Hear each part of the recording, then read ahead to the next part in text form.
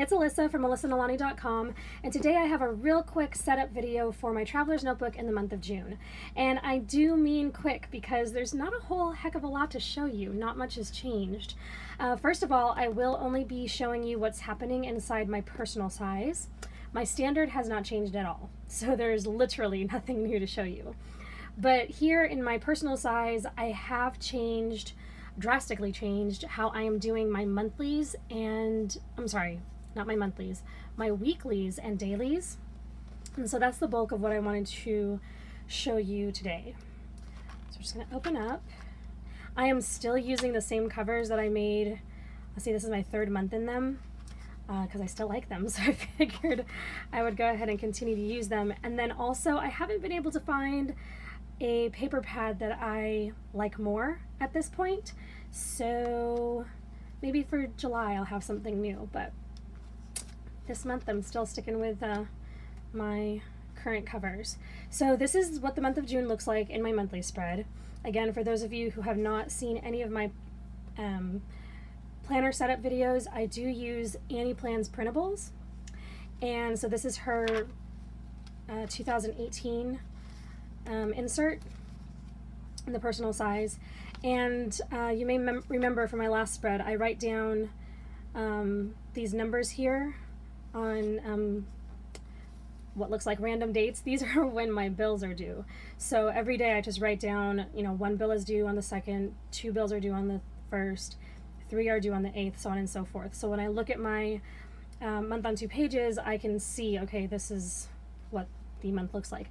I mean, by this time I kind of know, but if I ever have to refer just quickly for reminders, if I'm planning something or if I just need the information real quick, I can go in here rather than having to track down my financial inserts in my homemaking Traveler's Notebook. It's just all right here. Now, if I want to remember where those bills are being paid to, then I have to go look them up. But at least this just gives me an overview of the month. And then, of course, dates and things like that. Okay, and then here, let's go to my week. So from last month, you may remember, okay, so this is this week, which I haven't filled out. This is yesterday, Memorial Day. Have not filled this out. So this is how the week looks. So it has this little flap here, grid on the end, on the other side of the flap, your week, and then your days. And I did choose the timed option this time, the timed version, and then it's got your little grid, and then it's got your days to follow.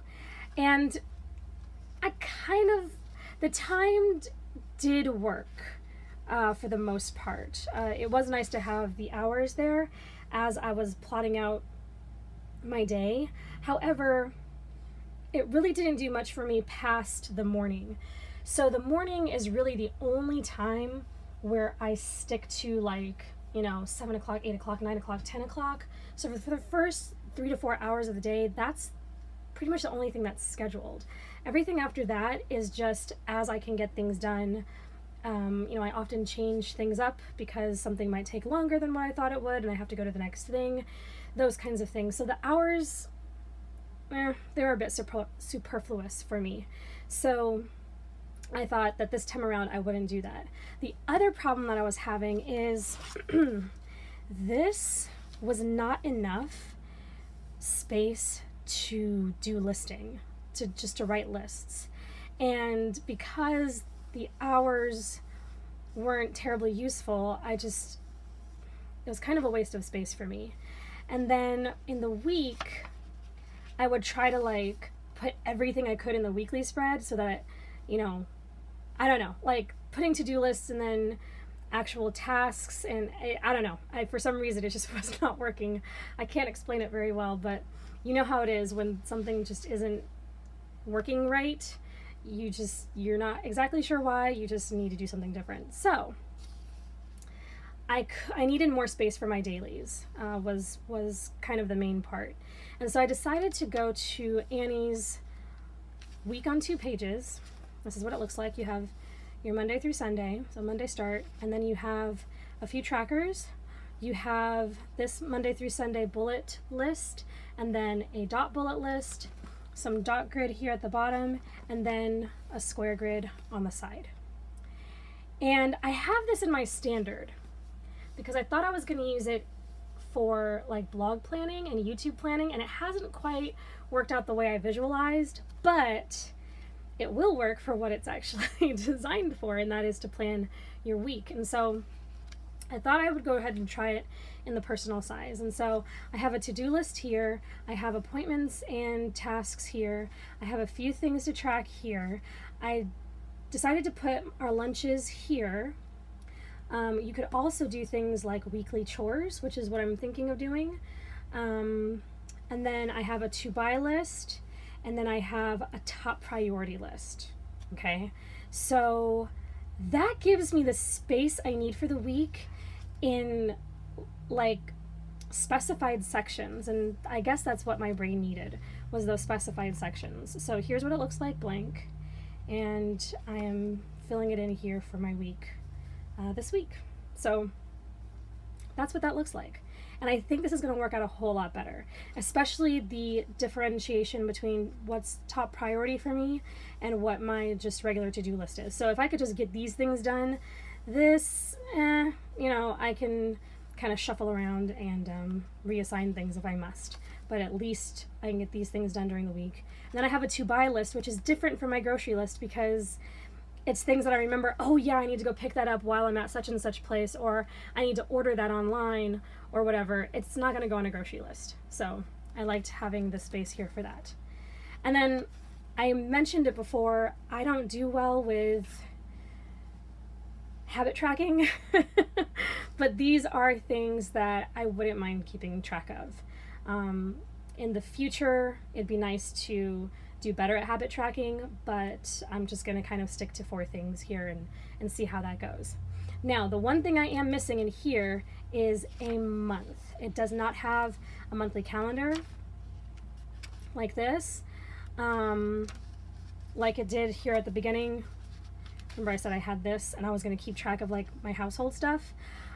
I didn't really look at this, and it was nice to kind of have, but what I'm thinking of doing is kind of putting like a card, like a journaling card or something with like with weekly tasks, and like just pop it in here somewhere, because I don't need it on a monthly spread, if that makes sense. So I am missing that extra month. I don't need that extra month. We are good to go.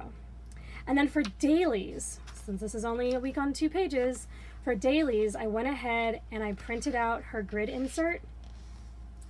And I didn't print out a personal size grid insert. I already had her standard size grid insert, and so I just printed it out and then cut it down to size, which is why this is kind of off center, but I don't care. It saved me money. And so this is going to be my dailies, and this is going to act very much like a bullet journal, which I love. I love the bullet journal system, and so this gives me, for those of you who might have seen like my January and February planner videos, I started out bullet journaling in a Traveler's notebook, but the lack of structure threw me off because I didn't want to have to set up my weeks all the time. That took time that I didn't, that I needed to use elsewhere. So this gives me the structure of already having my week set up, but then my days, I wanted the grid, the dot grid. So I have a space here to write down my goals for the month, and then I go straight into my day. So this is today, actually. This is May 29. I have my grocery lists going here. I've got a to-do list going here. See, I'm recording right now.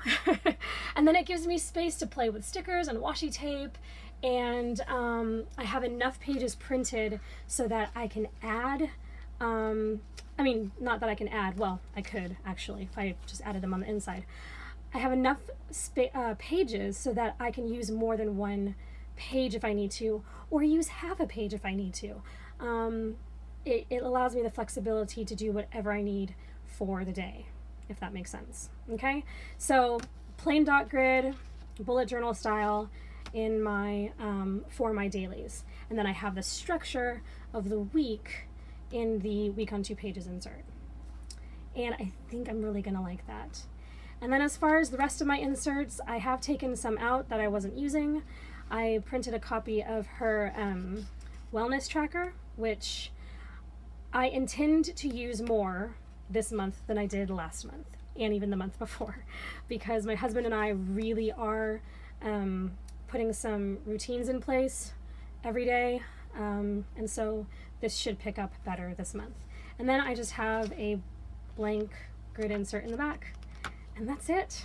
That is it. I've kind of scaled down. I've taken some stuff out and reformatted the way I do my days and weeks, and it should be, I'm looking forward to seeing how it works. It should be good.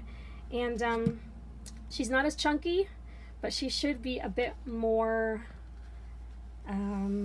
useful, fully useful maybe, and I'm looking forward to seeing how it works out for June.